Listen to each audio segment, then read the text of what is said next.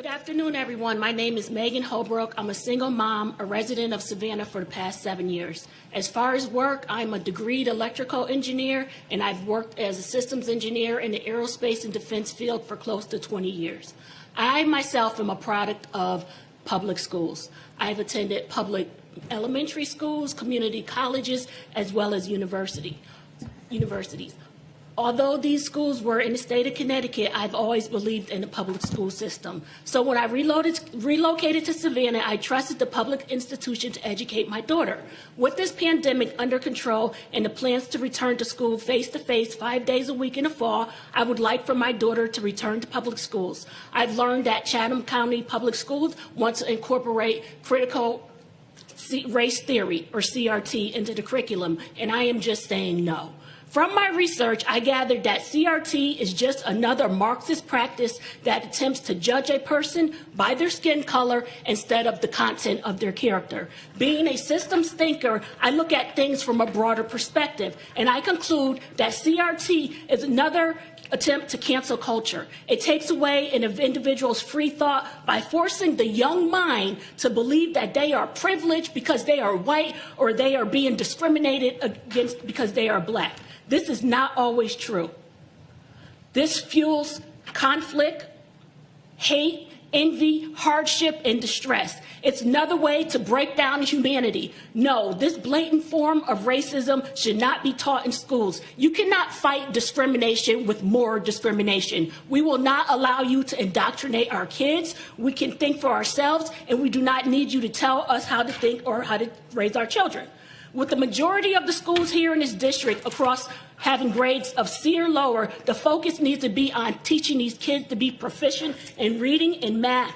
How about an effort to focus on helping our kids read at grade level or higher? Why don't we devote some energy to expanding vocational and technical training so that these kids who are not college material can be set up for success and a lucrative career in the future? Bring back home economics shop for our boys and girls. Focus on cultural studies, a second language, as well as music and band. I will now be speaking about masks. As far as masks, as I mentioned, I'm an engineer, so I know a little bit about science, universal laws, and nature. Third grade science, we learned the respiration life cycle. We give plants CO2, and they give us oxygen. If this life cycle is broken for a long period of time, what happens? Both humans and animals and plants perish. This is a universal principle. There is no way around this. Why are we doing this to ourselves? Because the media told us so, or because a politician told us so? Wake up. Television is exactly how it's spelled. Tell lies to your vision. Now, all of you up here on this panel are highly educated with fancy degrees from prestigious Ivy League colleges. What happened to the critical and logical thinking?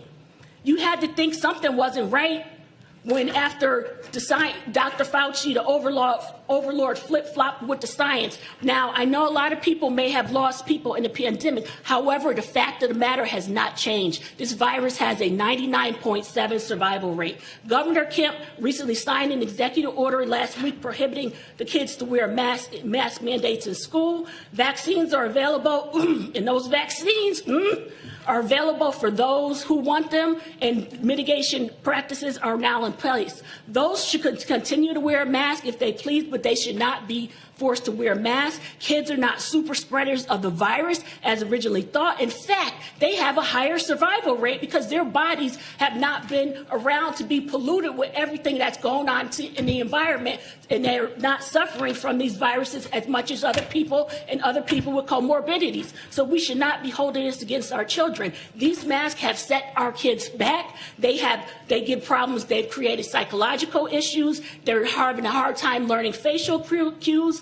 The CDC and the president also announced that anyone vaccinated can remove their mask.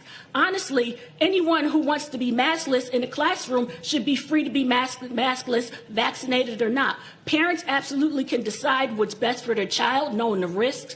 The risk of in-school transmission is low. Employees and students should be free to make decisions on their own without fear of retaliation. Masks are no longer needed. No mask mandate in school, as also as an effort to keep everybody healthy. Never pick up a mask again. Put down the junk. Eat more vegetables. Turn off the TV. Do research and question everything. Thank you. Thank you very much, Ms. Holbrook.